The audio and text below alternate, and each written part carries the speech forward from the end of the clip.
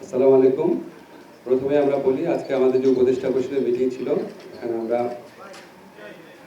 উত্তরাতে milestone স্কুলে যে মর্মান্তিক বিমান দুর্ঘটনা ঘটেছে, সেখানে আমাদের যে কোমলমতি সন্তানরা মারা গেছেন, যারা আহত হয়েছেন, তাদের জন্য আমরা 1 মিনিটের নীরবতা পালন করেছি, একটা শোক প্রস্তাব গ্রহণ করেছি, ওখানে আমরা দোয়া করেছি।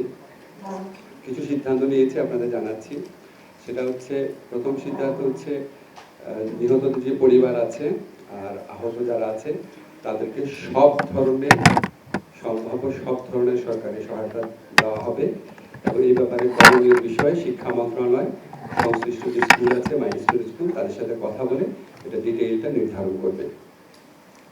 সেকেন্ড, আমরা যে সিদ্ধান্তটা নিয়েছি সেটা হচ্ছে যে আমরা আগামীকাল সকল ধর্মীয় প্রতিষ্ঠানে আমরা যারা নিহতরা আছেন, আমাদের যে কোমলমতি সন্তানরা প্রাণ হারিয়েছেন, যারা আহত আছেন, তাদের জন্য সকল ধর্মীয় প্রতিষ্ঠানে আগামীকাল দোয়া করা হবে।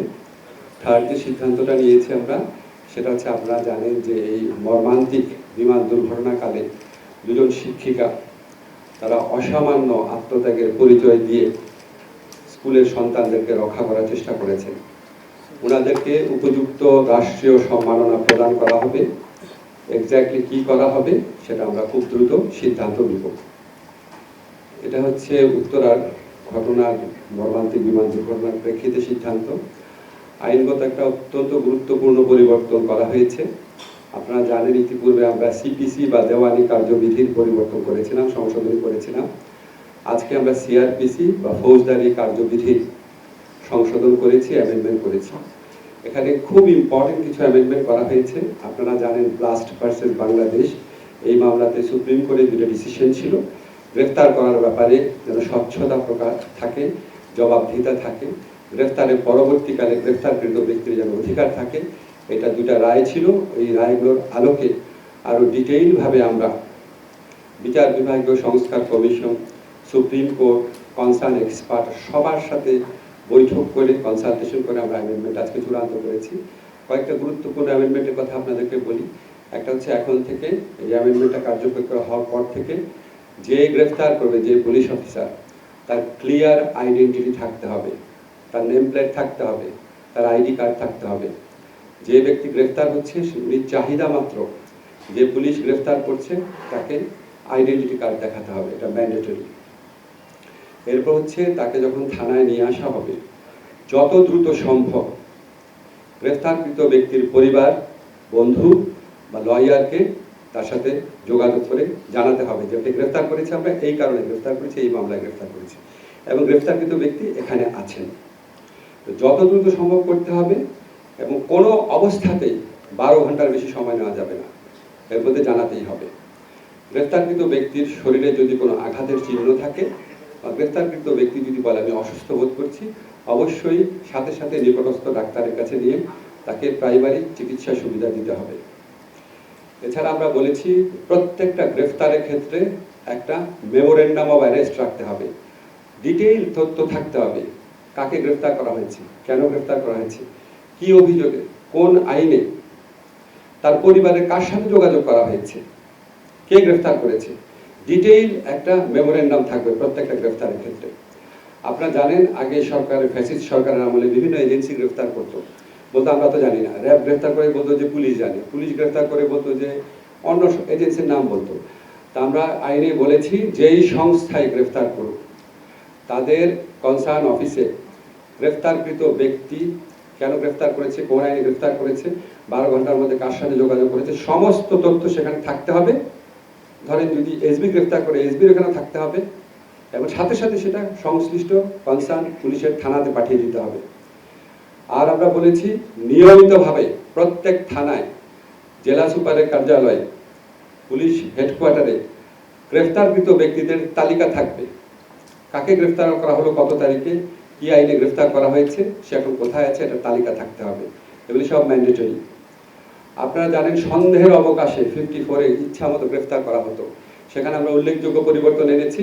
আমরা বলেছি যে আপনি যদি সন্দেহের অভিযোগে গ্রেফতার করেন, আপনাকে, পুলিশকে যে গ্রেফতার করবে, তাকে নিশ্চিত হতে হবে যে আমি এই লোকটাকে গ্রেফতার করেছি, আমার সামনে অপরাধটা ঘটেছে, এবং আমার বিশ্বাস করার কারণ আছে যে উনি অপরাধটা ঘটিয়েছেন, এবং সেটা তাকে লিখিতভাবে এক্সপ্লেইন করতে হবে কেন সে 54-এ গ্রেফতার করলো, এবং এখানে ক্যাটাগরিক্যালি বলতে হবে কেন তার মনে হলো যে এই লোকটাই অপরাধটা করেছে। সেটা হচ্ছে কগনিজেবল অফেন্সের ক্ষেত্রে। নন কগনিজেবল অফেন্স বা আরেকটু লেসার অপরাধ, 7 বছরের নিচে যে অপরাধ, সেখানে এটা তো করতে হবেই, প্লাস একই সাথে তাকে সন্তুষ্ট হতে হবে যে আমি যদি গ্রেফতার না করি লোকটা পালিয়ে যেতে পারে। এই দুইটা কন্ডিশন ফুলফিল হলে 54-এর আন্ডারে গ্রেফতার করতে পারবে। তারপর আমরা যে আইন করেছি সেখানে আপনার অনলাইন বেল বন্ড সাবমিশনের বিধান আছে, তারপর ডিজিটালি সামন দেওয়া যাবে, ডিজিটালি ওয়ারেন্ট দেওয়া যাবে এডিশনাল মেজার্স হিসাবে। এছাড়া আমরা বিচারিক যে তদারকি যে কোনো গ্রেফতারের ক্ষেত্রে সেটা আরও স্ট্রং করেছি। আমরা মনে করি ইনশাআল্লাহ এই আইন যদি সঠিকভাবে প্রতিপালন করা যায় তাহলে ইচ্ছামতো যে গ্রেফতার, মানুষকে হয়রানি, গ্রেফতার করে অস্বীকার করা, মানুষকে গুম করা, সেগুলি বন্ধের ক্ষেত্রে এটা একটা বিরাট যুগান্তকারী ভূমিকা রাখবে। এটুকু আমার বক্তব্য। আইনগত যে পরিবর্তনটা হয়েছে, আমি আসিফের কথার সাথে আরেকটা কথা অ্যাড করি।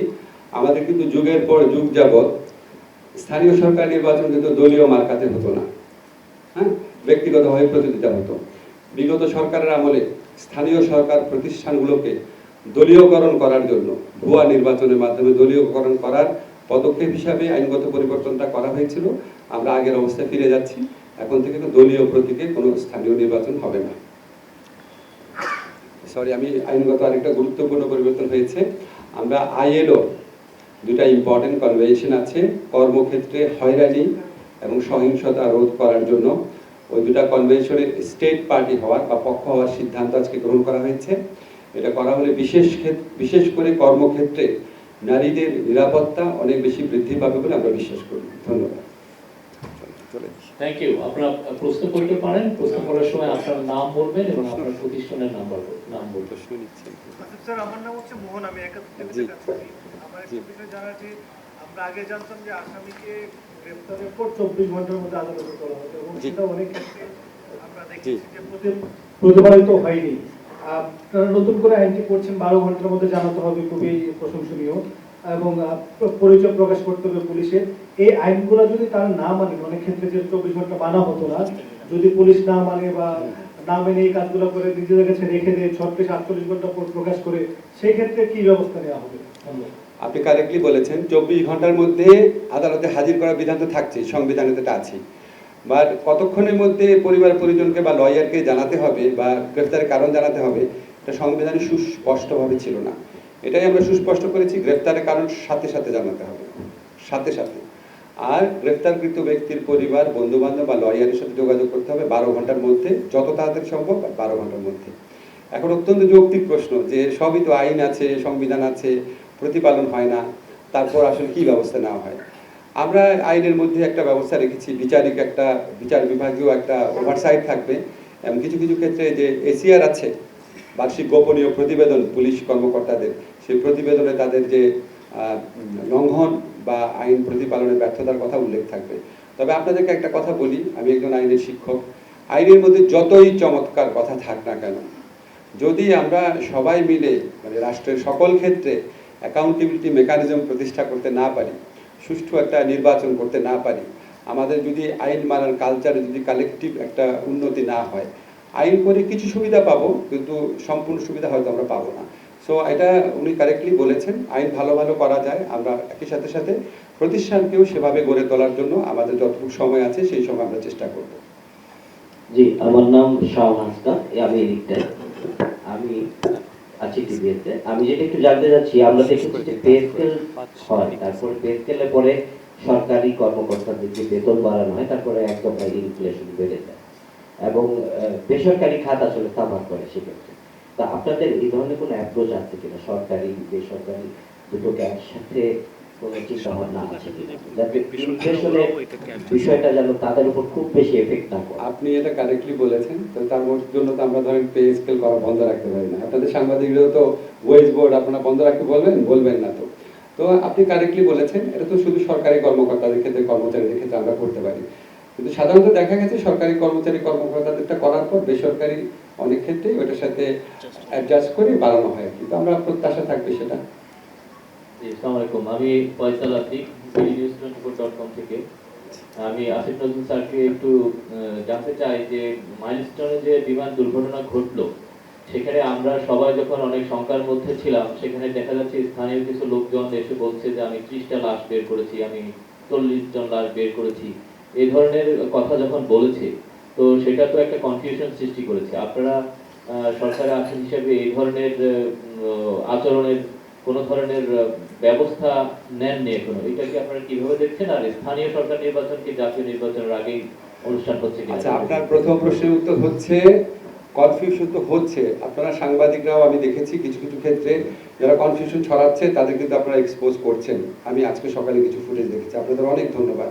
দেখেন, এরকম একটা এত শোক সন্তপ্ত একটা পরিস্থিতি, আমাদের সবার হৃদয় ভেঙে যাওয়া পরিস্থিতি, সবাই মানে কেউ নিতে পারছে না এই ঘটনা। এর মধ্যে যারা না জেনে দায়িত্বহীনভাবে গুজব রটায়, এর চেয়ে বড় অপরাধ তো আর হতে পারে না।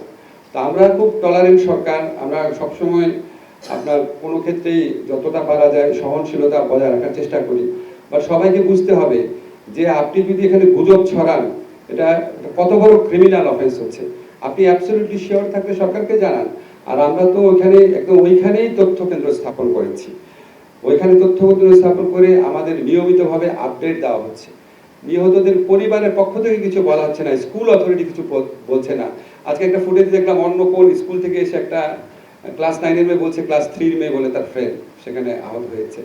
মানে উদ্ভট সব ঘটনা। এটা আপনারা ভাই, এখানে মিডিয়া স্বাধীন আছে, শক্তিশালী আছে, আপনারা এই গুজব সৃষ্টিকারীদেরকে প্রতিরোধ করেন। আমাদের তথ্য কেন্দ্র আছে, আমাদের যারা স্বাস্থ্য মন্ত্রণালয়ের দায়িত্বে আছেন, যে কোনো সময় ফোন করলে তথ্য পাবেন। স্কুলের মধ্যেই তথ্য কেন্দ্র স্থাপন করা হয়েছে। এটা তো একটা নির্দিষ্ট জায়গায় ভয়াবহ মৃত্যুর ঘটনা। তো লঞ্চ ডুবি বা একটা গোপন এমন জায়গা না যেখানে লুকানো থাকবে। এটা স্কুলের রেজিস্টার আছে, প্রত্যেকটা বাচ্চা ডিটেইল স্পেসিফিক তথ্য আছে। কালকে যখন আমরা মাইলস্টোনে গেলাম, মাইলস্টোন টিচাররা বিক্ষুব্ধ ছাত্রদের বলছে, আমরা এই যে স্কুলের রেজিস্টার তোমাদের হাতে দিয়ে দিলাম, প্রত্যেকটা শিশু এবং তার পিতামাতার নাম আছে, ফোন নাম্বার আছে, তোমরা চেক করে দেখো। এত ট্রান্সপারেন্টলি করা হচ্ছে। গুজব থাকলে ওটা আপনারাও একটু চেষ্টা করেন, আমরা তো সত্য তথ্য জানানোর চেষ্টা করছি। জি, আসসালামু আলাইকুম। আমি রাজু আহমেদ, বার্তা 24-এ কাজ করি। প্রশ্নটি আছে নজরুল স্যারের কাছে। আপনি গত পরশু মাইলস্টোন স্কুলে গিয়ে প্রায় 9 ঘন্টা অবরোধ করছিলেন এবং আমি সেখানে উপস্থিত ছিলাম।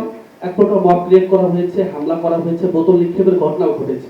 প্রশ্ন হচ্ছে, সরকার কি মব নিয়ন্ত্রণে এতটাই ব্যর্থ যে সরকারের উপদেষ্টা সেখানে অবরুদ্ধ এবং বিপুল সংখ্যক পুলিশ মোতায়েনের পরও আসলে 9 ঘন্টা সময় লাগলো আপনাদের নিয়ে আসতে? এই জায়গাটা আসলে কোথায়, বা ব্যর্থতার জায়গাটা কোথায়? শোনেন, ওইখানে মানুষজন ক্ষুব্ধ ছিল, এরকম একটা ঘটনা দেখার পর মানুষের মনে ক্ষোভ, অনেক প্রশ্ন থাকাই স্বাভাবিক। আমরা অবরুদ্ধ ছিলাম, এটা নিয়ে আমাদের কোনো রকম দুঃখ হতাশা কিছুই নেই। আমরা সর্বান্তকরণে চেয়েছি আমাদের ওখান থেকে চলে আসার ক্ষেত্রে কোনো রকম যেন শক্তি প্রয়োগ না হয়। এবং আপনি একটা জিনিস আপনাদের জানিয়ে রাখি, মাইলস্টোন স্কুলের যারা ছাত্র, তাদের কিন্তু আমাদের প্রতি কোনো ক্ষোভ ছিল না। আমরা যখন প্রথমবার বের হওয়ার চেষ্টা করেছি, মাইলস্টোন স্কুলের 2টা ছাত্র আমার সাথে গাড়িতে বসেছিল, স্যার আমরা থাকবো আপনাদের সাথে। So nice of them. Milestone স্কুলের ছাত্র, তারপর ওখানে যারা অভিভাবক ছিলেন, কর্মচারী কর্মকর্তা, ওনারা আমাদেরকে মানে সর্বতভাবে আমাদেরকে সহযোগিতা করেছেন। আর কিছু মানুষ উত্তেজিত থাকবে, কিছু মানুষের ক্ষোভ বেশি থাকবে, কিছু মানুষ আপনার ঠিক মতো ক্ষোভ প্রকাশ করবে না, এটা এরকম একটা ঘটনা ঘটতে পারে। এটা আমরা খুব বড় চোখে দেখছি না। আর একটা কোশ্চেন নিব। আমরা দেখেছি আপনারা মাইলস্টোন স্কুলে গিয়ে দীর্ঘ সময় সেখানে থেকেছেন। আমরা সেখানে লক্ষ্য করেছি যে স্কুলটি ঠিক রানওয়ের কাছে, অনেকটা কাছাকাছি অবস্থিত, এবং প্লেনগুলো যখন অবতরণ করে, যে ভবনটাতে বিমান বিধ্বস্ত হয়েছে, আমরা ঠিক লক্ষ্য করেছি সেই ভবনটার উপর দিয়ে প্রত্যেকটি বিমান অবতরণ করে, এবং অবতরণের যে প্রস্তুতিগুলো সেখানে দেখা যাচ্ছে পুরো সবকিছু দেখা যাচ্ছে। এমন একটা জায়গায় স্কুলটা প্রতিষ্ঠিত হলো, সেই ব্যাপারে আপনারা কোনো জানতে পেরেছেন কিনা, বা এই ব্যাপারে কোনো উদ্যোগ নেবেন কিনা? ভাই, স্কুলটা কবে প্রতিষ্ঠিত হয়েছে, ঠিক না? এখন আপনি বলেন, আমরা যেভাবে অপরিকল্পিত নগরায়ন করেছি, এই অপরিকল্পিত নগরায়নে তো কোনো রকম পার্ট আমাদের, কোনো রকম দায় আমাদের এই অন্তর্বর্তীকালীন সরকারের নাই। এটা এর আগে পলিটিক্যাল গভর্নমেন্টগুলো করেছে, এবং ঢাকা শহরকে একটা মানে খুবই ঝুঁকিপূর্ণ শহরে পরিণত করা হয়েছে। আপনাকে একটা অনেস্টলি একটা কথা বলি, আমার মাঝে মাঝে মনে হয় যে এইরকম যেভাবে আমরা শহর গড়ে তুলেছি, সেখানে আমরা যত দুঃখ পাই, যত কষ্ট পাই, মানে বিমান দুর্ঘটনা না হোক, যে কোনো ধরনের দুর্ঘটনা তো ঘটেই চলেছে। এবং এটা তো একদিনে সিদ্ধান্ত নিয়ে করার কথা না। একটা শহরকে আপনার পুরা নগরায়নের পদ্ধতি চেঞ্জ করে ফেলার তো 5 থেকে 10 বছরের কাজ, পুরা জাতির ঐক্যমত হতে হবে। ওখান থেকে আপনি একটা স্কুল সরাবেন, আরো অনেক স্থাপনা আছে, এটা তো খুব সোজা কাজ না। এটা তো আমরা ভাবছি, কিন্তু এটা আমি মনে করি এটা যারা রাজনৈতিক সরকার থাকে, তারা দীর্ঘ সময়ের জন্য ক্ষমতায় থাকে, তাদের এই ব্যাপারে মানে খুব সুদূর প্রসারী পদক্ষেপ নেওয়ার স্কোপ রয়েছে। Thank you.